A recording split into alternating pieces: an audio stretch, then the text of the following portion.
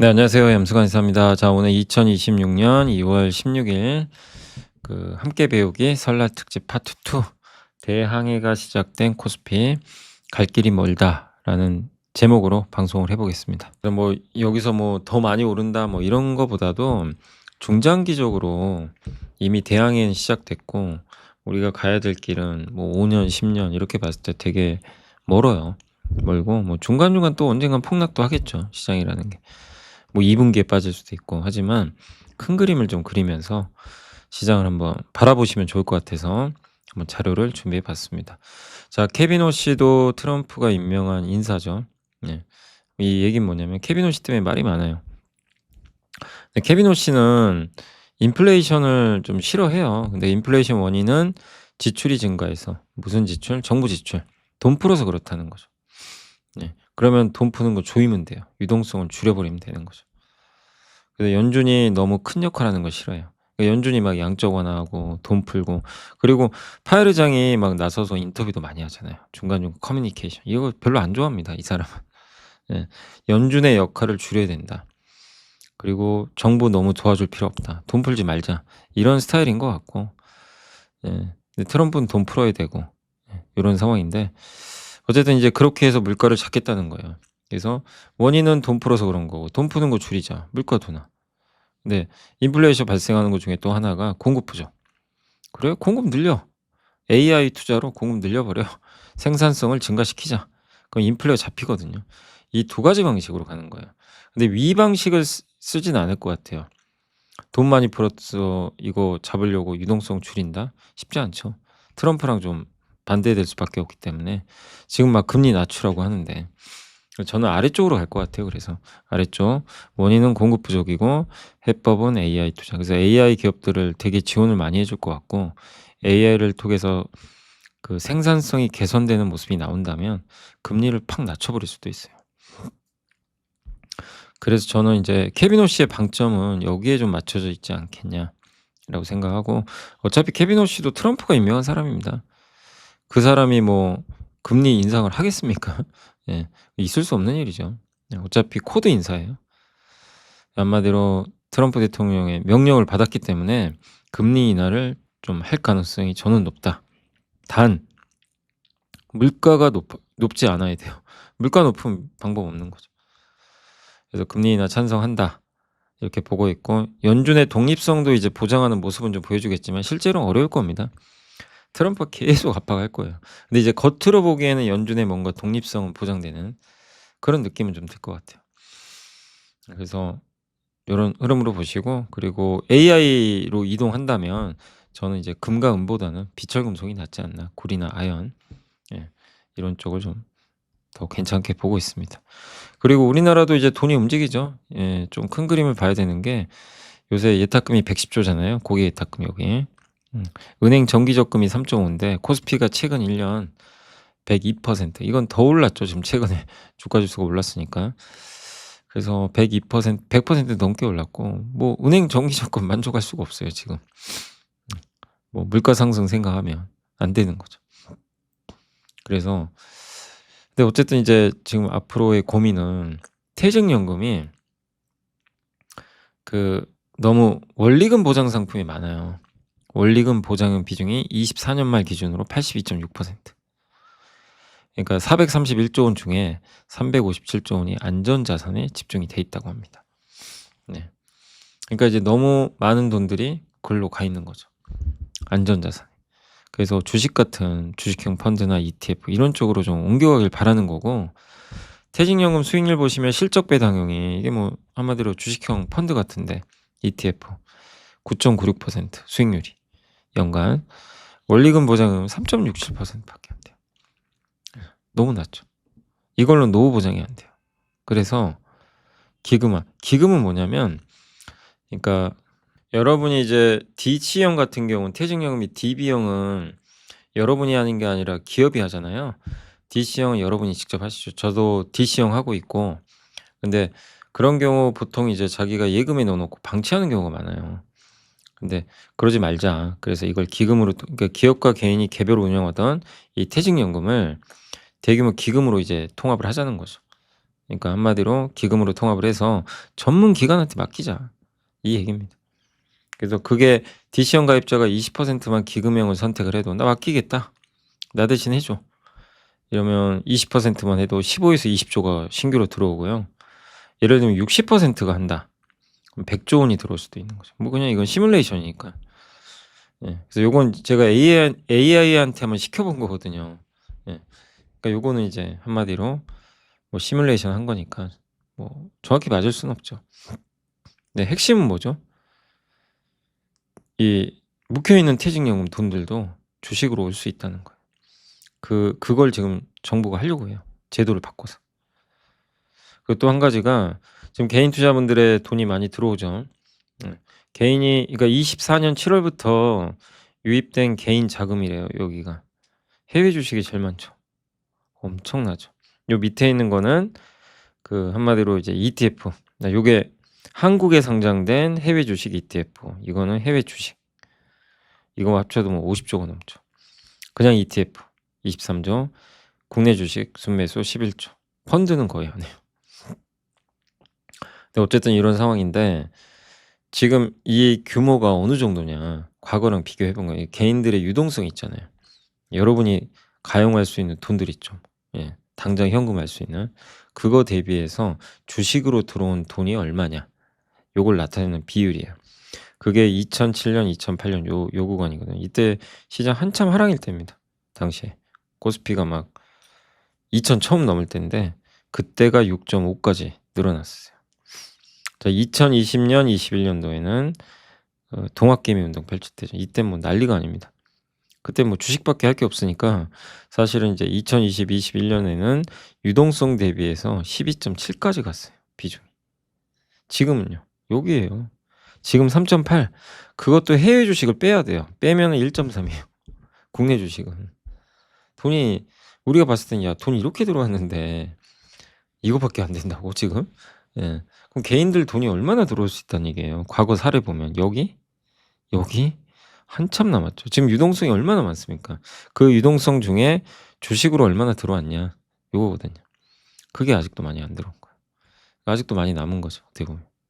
그러니까 이걸 보면 여러분도 좀 명확해지시죠. '아 요새 뭐 예탁금 110조 넘어서 아 이제 다 온 거 아니야?' 뭐 이렇게 생각했지만 아니라는 거죠. 아직도 뭐 지금 은행에 요구불 예금 있죠. 여러분들이 그냥 바로 넣었다 뺐다 할 수 있는 그 예금. 수시 입출금식 예금 같은 거죠. 거기에 650조가 있고요. 12월 말에 670조 거기서 줄어들었어요, 20조가. 그중에 일부가 주식으로 왔고 보통 5-60조 590조까지는 빠져요, 빠질 때는. 데이터를 보니까. 그 590조면 60조 남았죠. 60조가 들어올 수도 있어요, 더. 그럼 예탁금이 170조 가까이 되겠죠. 160조. 네. 뭐 그런 것도 배제할 수 없는 거죠. 그래서 아직 개인 유동성은 폭발하기 전이에요, 아직은. 삼성전자 그거 아시죠? EPS만으로 오른 거. 이익만으로 올랐잖아요. 지금 이익 추정치 뭐 아니 주가 이렇게 오르는데 PER이 안 올라가요. 요거는 어쨌든 엔비디아 루빈 HBM4는 삼성이 30, 하이닉스가 70인데 세미 애널리시스라는 곳에서 발표한 겁니다. 근데 마이크론은 "거짓말하지 마라. 우리도 들어간다." 이렇게 했기 때문에 마이크론 말이 맞겠죠. 그래서 아마 하이닉스가 50 들어가고 삼성 마이크론이 25씩 가져가지 않겠냐 이렇게 보고 있어요. 예. 근데 뭐 그건 지켜봐야 되겠죠. 삼성전자 영업이익 컨센서스는 작년 10월이 74조인데 올해 1월이 124조, 지금 2월에 166조, 최대 211조까지. 이 메모리 시장 보이세요? 23년에 딱 저점 찍고 24년, 25년, 26년에는 2배 늡니다. 27년까지 그냥 가파르게 늡니다. 예. 내년에 루빈 울트라 나오고.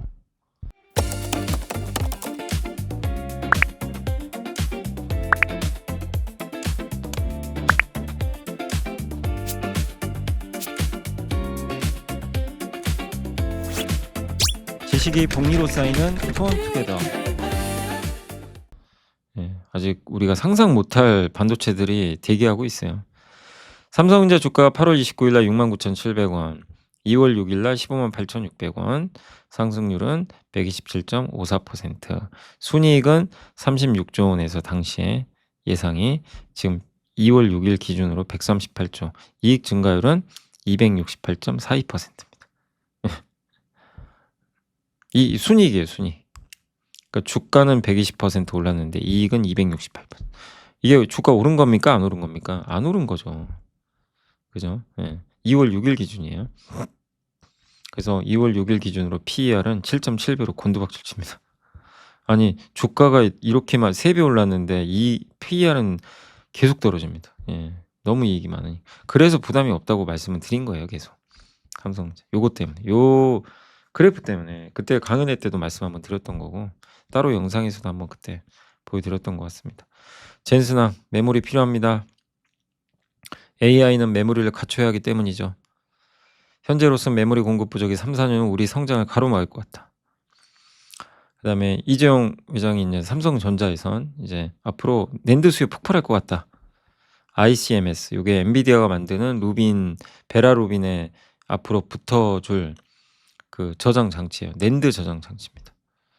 예, 그래서 새로운 낸드 수요 창출할 거다. 인텔 메모리 칩 부족 현상이 최소 2년도 지속되고 28년에도 공급 부족 해소 안 된다. 현업에서 느끼는 건 거의 공포입니다. 없다는 거예요, 지금. 예. 공포감을 느끼고 있어요, 현업에서. 그리고 지난 시간에도 말씀드렸지만 젠슨항은 내 전 재산 AI에 걸겠다. 이렇게 했고 AI가 계층화돼 있죠. 이렇게 5단계로. 네. 1층이 전력 에너지, 2층이 반도체, 3층이 네트워크, 플랫폼, 여기 최고 수혜가 지금 여기잖아요. 1층, 2층. 요거부터 지어야 되거든요. 여기가 병목 현상이죠. AI는 투자 초기 단계고 AI 데이터 센터 구축 위해 재설계하고 전력 에너지 반도체를 조달해야 되는 거죠. 이 물리적 인프라를 짓는 건 또 시간이 오래 걸려요. 그리고 요게 D램 낸드와 수요 공급인데 이게 JP모건 자료라고 합니다. 그래서 보시면 28년까지 공급은 부족합니다. 보시면 요때 25년에는 그래도 D램에 수요보다는 공급 증가율이 좀 약간 높은 편으로 이렇게 나와 있지만 보시면 26년, 27년, 28년 급격 특히 올해가 제일 심해요. 올해는 공급이 절대적으로 예. 이건 25년 전체니까. 네, 하반기부터는 이제 공급 부족으로 갔고 26년에는 수요가 훨씬 많죠. 예. 28년에도 수요가 많아요. 낸드도.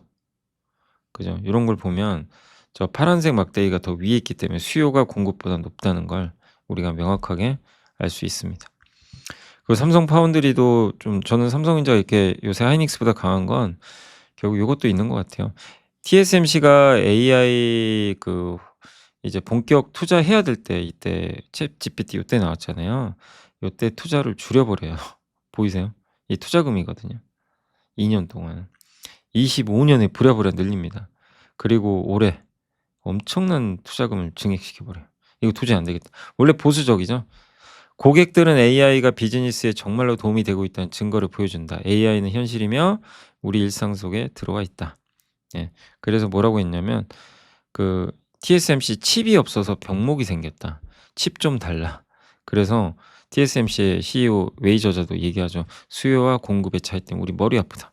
그 차이를 좁히기 위해 우리는 열심히 일해야 된다. 투자해야 된다. 그래서 투자를 이렇게 늘려버리는 거예요, 지금. 자기네가 실수한 거예요. 예. 근데 투자를 적절히 하니까 이익률은 되게 좋죠. 장기간 꾸준히. 이렇게 돈 잘 벌잖아요. 그죠? 근데 이제는 그게 중요한 게 아니고 투자해야 됩니다. 자본 지출해야 돼요. 그 장비주가 좋은 거죠. 요거는 예전에 한번 보여드렸죠.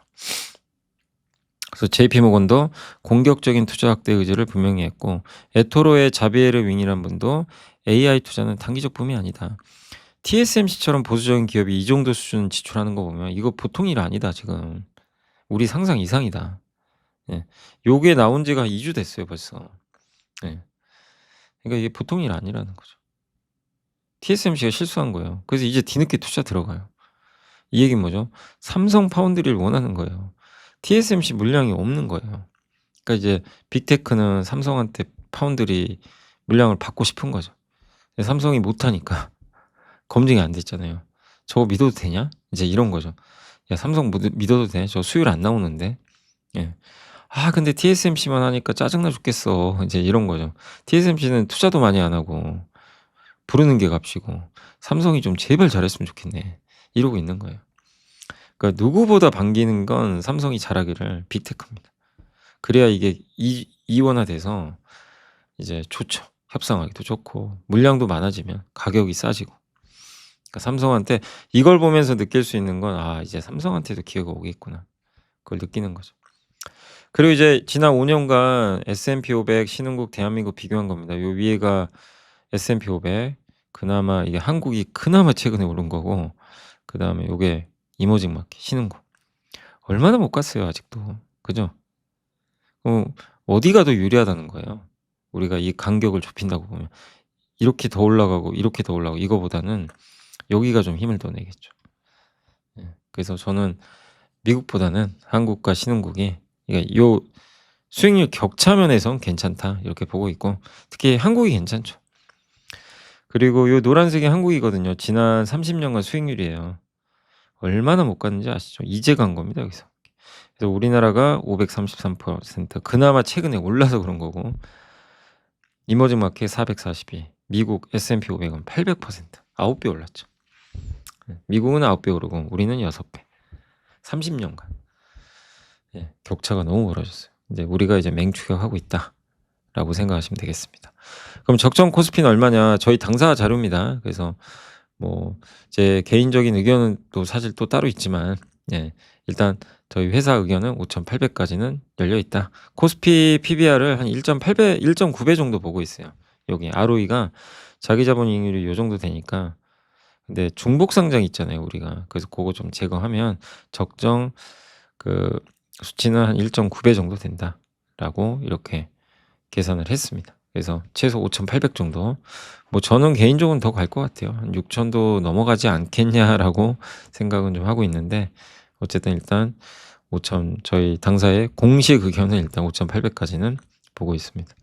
그리고 한국 증시의 그동안의 주인공들입니다. 이거 보이세요? 카드 사태 때 이때는 IT, 가전, 소매, 유통.